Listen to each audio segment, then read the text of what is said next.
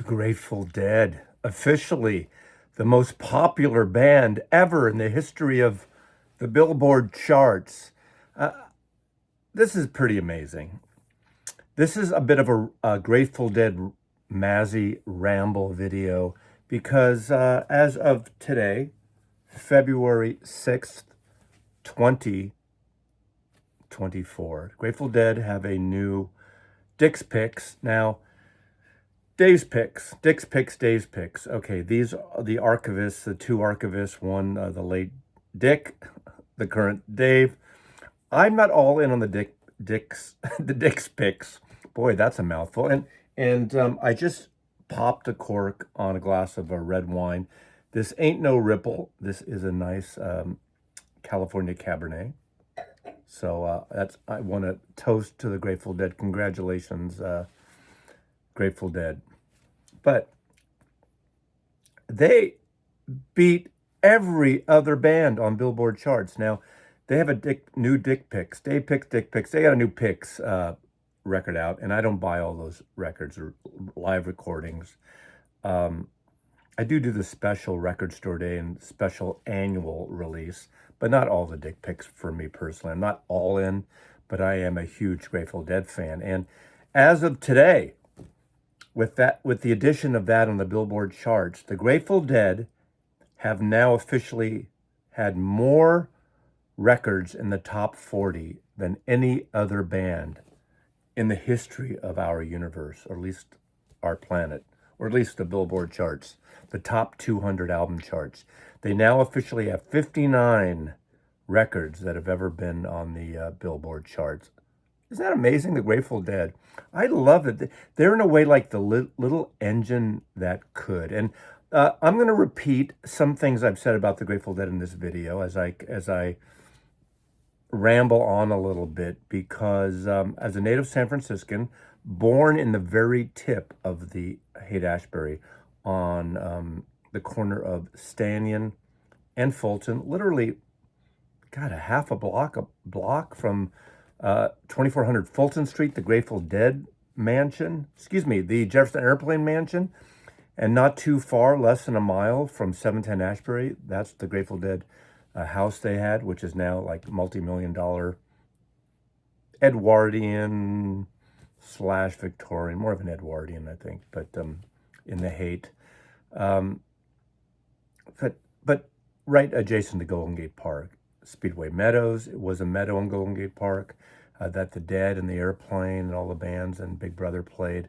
I saw many shows there over the years, riding my bike, yes, as a young lad. First time I saw Grateful Dead was I think the first time was the infamous show on Haight Street. That photograph you see. Let's grab this. I'm going to grab things just nilly-dilly randomly from my collection as we talk about this show. This is the Live Dead album that came out from the Fillmore 69 shows. Behind me, you can see some of these records there, those shows there. But I'm somewhere there with my bike, with my buddy Larry. We rode our bike, and I saw the Grateful Dead. The first time I saw them, I was a little too young. I didn't really, obviously, go to the Fillmore shows, Carousel Ballroom shows, later Winterland shows until a few years later. Till like 69 is when I really started going to shows, when I was 14 and then 15. But Live Dead, their first proper double live album, fantastic record. God. And I love those expanded, the full sets, there's four of them now from, Thursday, Friday, Saturday, Sunday shows. Those were record store days. Amazing sets. But my first Grateful Dead record, of course, was their debut, Golden Road to Unlimited Devotion. Should have been a bigger hit. It was kind of a mild hit in the Bay Area, but they're not really a singles band. But this is the closest, this whole garage psychedelic thing with Cream Puff War and Good Morning Little Squirrel Girl on here and Sitting on Top of the World. But Cream Puff War, I just love that name. And of course you get, this is the Dead. That is them on the front porch of 710 Ashbury. I was homesick one day from school in 1967, the year this came out on Warner Brothers Records and Tapes. maybe not tapes then, but records. And my mother was going out shopping and she said, "Do you want me to bring you home anything?" I said, there was a record store in a mall nearby where the market was. And I said, "Can you go to the record store? And I gave her the name, the Grateful Dead. She looked at me, the typical Jewish mother, the Grateful Dead, oi, what a name. And she brought me this record. I love this record. I love the cover. I love this cover. Is that Anton Mouse Kelly? Yeah, Mouse Studios did the design. What a fantastic record. I was all in the Dead. I've been all in the Dead over the years. Now, I don't love every period of the Grateful Dead. The experimental stuff, I would call this the experimental stuff. Anthem of the Sun and Exomoxoa. And then there was, I remember Record Store Times in the 70s. Is it this one that they did the remix version of it? And now we're back to the original, whatever. So be it. But in 1970, it was pretty amazing when you think about it. 1970, they put out 2 records in 1970, which arguably are their best studio records, certainly the best sounding records. And this is some of the greatest country folk rock ever recorded, and amazing sounding records. Of course, American Beauty with this perfect cover, and Working Man's Dead. South of Market, I think that location was taken. And the cover is originally upside down. So if you actually want like that, it's upside down. That's the proper way it was designed originally. But this period of time, I started getting in all this rootsy stuff. Well, a couple years earlier, Bird, Sweetheart of the Rodeo, Beau Brummels, Bradley's Barn, then the Flying Burrito Brothers and that. But something about these 2 records, the sound of these 2 records are unlike anything Grateful Dead ever did, even since. And just stupendous. Great songwriting. I mean, amongst their greatest songs that they played until, Jerry dropped and beyond. Obviously, Uncle John's Band, Dire Wolf, New Speedway Boogie, of course, New Speedway Meadows in Golden Gate Park, Casey Jones, and then on here, you obviously got Ripple. Again, this is not Ripple. This is a California Cabernet. Friend of the Devil, one of the great country folk songs ever by the Grateful Dead. Sugar Magnolia, an amazing Bob Weir song, and obviously Hunter. The collaboration they each have with their lyricist. Truckin', of course, but Addicts of My Life is one of those songs like the Beatles, because like that 3-part harmony, it's such almost a cappella, not quite, and it just has an amazing sound. Now, I always kid about the Grateful Dead, like all their live albums now, they're using the plangent process to kind of, get rid of wow and flutter and keep them slightly in tune. The Grateful Dead were the best band that seemingly was never in tune and never were on pitch in their live shows. It's not totally true, but there is a speck of truth in that. But there's still great vibes. And then I saw the Grateful Dead in Golden Gate Park once on their own, and then I saw in the 1969 at the Polo Fields. There was an amazing show with the Jefferson Airplane and the Grateful Dead. And during the 60s, the late 60s, my favorite San Francisco band was the Jefferson Airplane. I thought there was about a 3-year period, and I saw them too several times around this time. I think they were the better live band initially. Again, the Grateful Dead were the little engine that could, the tortoise and the hare type of thing that kind of inched their way up. The Jefferson Airplane, I would say, sort of crashed and burned brightly. 67, 68, 69, they were the best live band in San Francisco. Of course, Moby Grape, Burn Brightly, great live band. Quicksilver was amazing, a different sound. But when you think about the Jefferson Airplane, 3 amazing vocalists. Well, 2 great ones in Grace Slick and Marty Ballin, of course, and a good singer in Paul Kantner, and a great singer in Jorma Kakkonen. But the bass of Jack Cassidy, the combination harmonies of of Grace Slick and Marty Ballin was just so sublime and just so dynamic. And they had a drive that the Grateful Dead didn't quite have that kind of drive. They were going in a whole different direction. They're ethereal, psychedelic meandering, which was great. And it's a whole different thing. But when you started seeing the Dead, and I think it was starting in 71, 72, 73. I'm not sure about the 73, 74. Maybe that's the year they skipped. Someone's going to tell me there's deadheads out there that know way more about every friggin' version of Dark Star. I don't know that stuff. I'm not that entrenched, although I've experienced the Dead maybe 30 times myself, mostly in the 70s and maybe 3 or 4 times in the 80s, and that was it. I was out. And by the time Jerry Garcia left us, I never saw Dead and Company or any of the other incarnations. For me, I get why they're there. I know they're doing the Sphere, Dead and Company in Vegas. I'm not going there. But I really like those New Year's Eve concerts they did at Winterland, and I went to some of those with the New Riders, and I think was it the third year they didn't play? And then I went to see the Allman Brothers at the Cow Palace, and I think some of the Dead showed up, as I recall, on that one. But those Bill Graham shows, the Grateful Dead shows, and it's real, a real thing that there's nothing like a Grateful Dead concert. And unless you experience it and are there in person, you can't even imagine. Now, there's a famous, was it Winterland 73 series of, was it 4 or 5 nights? I had tickets to 3 of the nights, and I took my girlfriend Catherine the first night. And she just wasn't having it. It didn't work for her, so we only stayed an hour. And I learned not to bring girlfriends to Grateful Dead shows initially, unless you know they're into the Dead. But the next nights I went with my buddies, and I just love those shows. Now, are they here? I don't know. The Grateful Dead, those shows. Here we go. Those shows, are just really wonderful shows. Now, in 1972, obviously, Europe 72 came out after that great European tour. To me, I always suggest if someone is not into the Dead, this is the place to start. Don't start with the country stuff, because it's almost too good. It's like having a filet mignon before you even eating a hamburger. You need something to kind of ease in.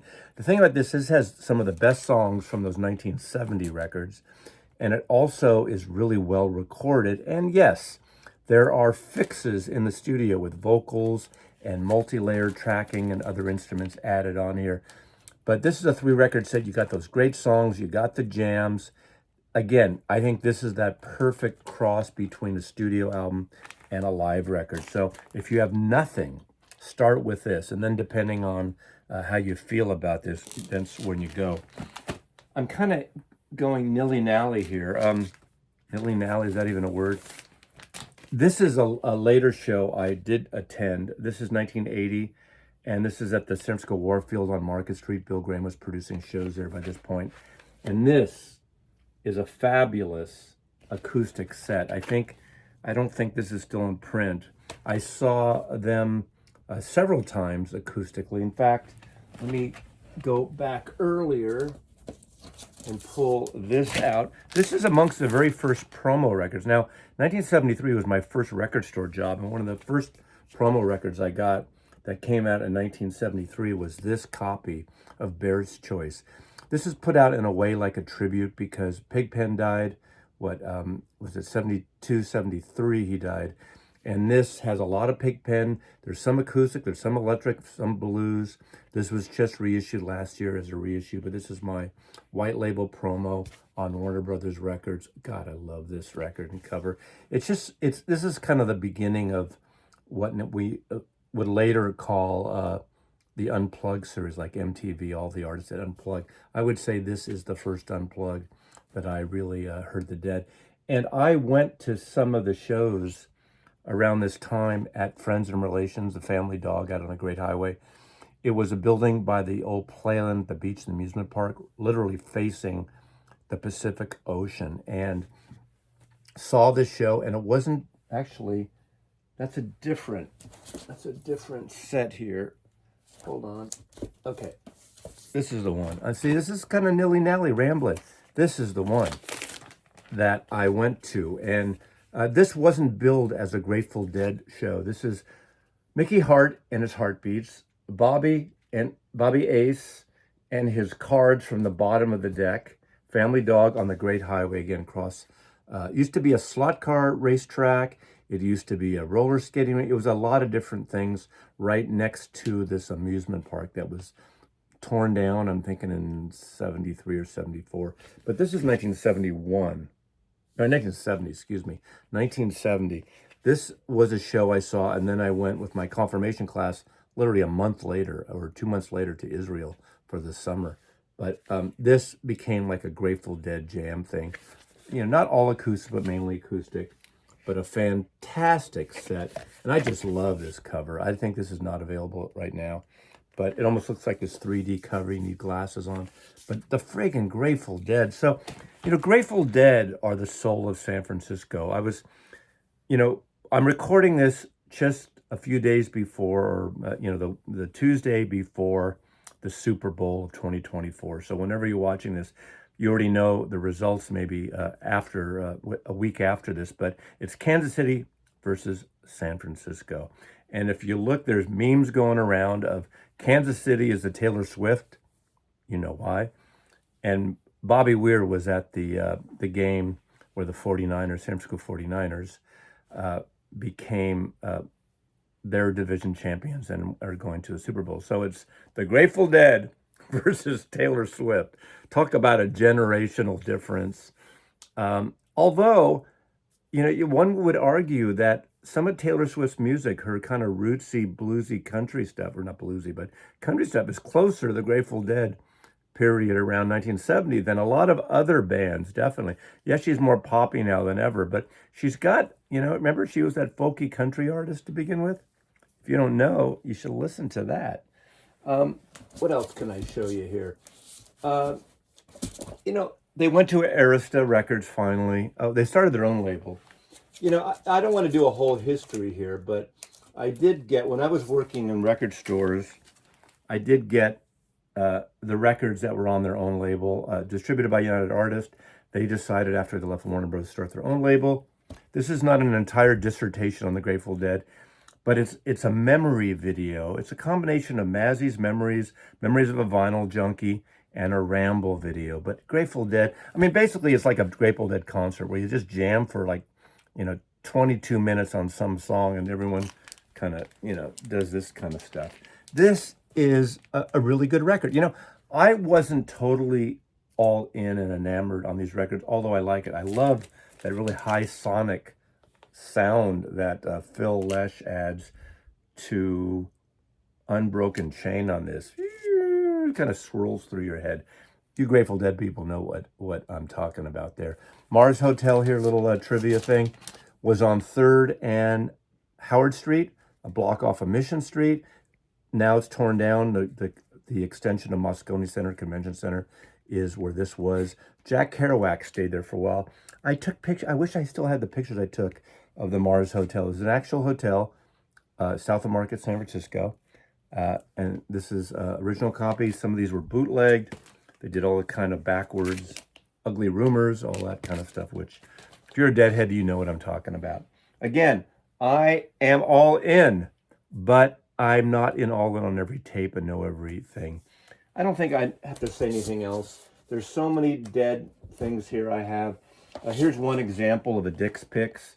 This is 69 Minneapolis. I'm not quite sure why I even have this one, but I do. I think it was a gift, actually.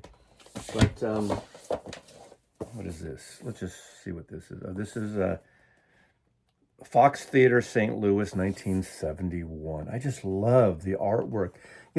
I was a member of, not really the fan club, but let me find this here. Okay. I was on their mailing list, and we used to get their newsletter. And here is, I'm going to cover up my name.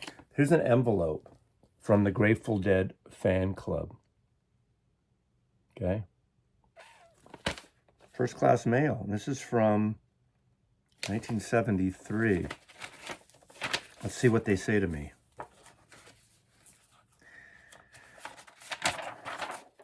September 4th, 1973. Dear And I'm going to close out now with this. This is a good ending to this. Dear fellow Deadhead, there are two reasons for me writing you. First, to give you earliest specific information on our new record distribution program. Secondly, to ask you to join us as part of our eyes, ears, and feet on the ground to keep the scene straight locally. Straight? We've decided to produce, manufacture, distribute our records ourselves. The band today finished recording an all-new album. It's been a long time, called Wake of the Flood. The album was made from the highest quality vinyl available, which has the best technical properties. In addition, it will be heavier weight. Man, they invented 180 degree and 200 gram records. They were far ahead of Chad Kassem and Mobile Fidelity here. That most albums available in the country, and it will be handled locally through independent record distributors and should be available everywhere. Our store did carry it, and I sold this record. The adventures jumping off point get us in the position of a greater contact with our people, to put us more in command of our own ship, and for unspoken potentials to be far out. If you're interested in getting involved, drop us a line here. In any case, I should have dropped them a line. I got involved on the retail level, and I continued to see the Grateful Dead, buy their records, got some promos, definitely. If you're interested in getting involved, gratefully yours, Grateful Dead Records, San Rafael, California. Look at that. And this was one of the hype stickers. Oh, which record is this? Okay, there's one of the hype stickers. And of course, this was a promo pack we got. Now, this is after. This is not that same year, but here's the promo pack, the postcard, all new stuff. And then later, all these little replicas when Grateful Dead was, I think, distributed by this point with United Artists. Kingfish, solo project, offshoot. Keith and Donna's record. Now, I don't have this record anymore. It was okay. Talk about something wild and esoteric. Seastones, the project, the Phil Lesh project. Great, Old and in the Way. Just little promo cards. Anyway, is that it? That's it, promo cards. So I think that's the end of my Grateful Dead ramble. Congratulations, the Grateful Dead are the most popular band. Taylor Swift, you don't have 59 records on the charts yet. It'll probably take her another 3 years to redo everything, and then redo everything again, and then again, and then again. I mean, maybe she'll hit it at some point. And I'm not dissing Taylor or any other band, But it's great to see the home team, the Grateful Dead, San Francisco home team, be so popular. And congratulations, Deadheads and the Grateful Dead. Mazzy loves you. See you next time.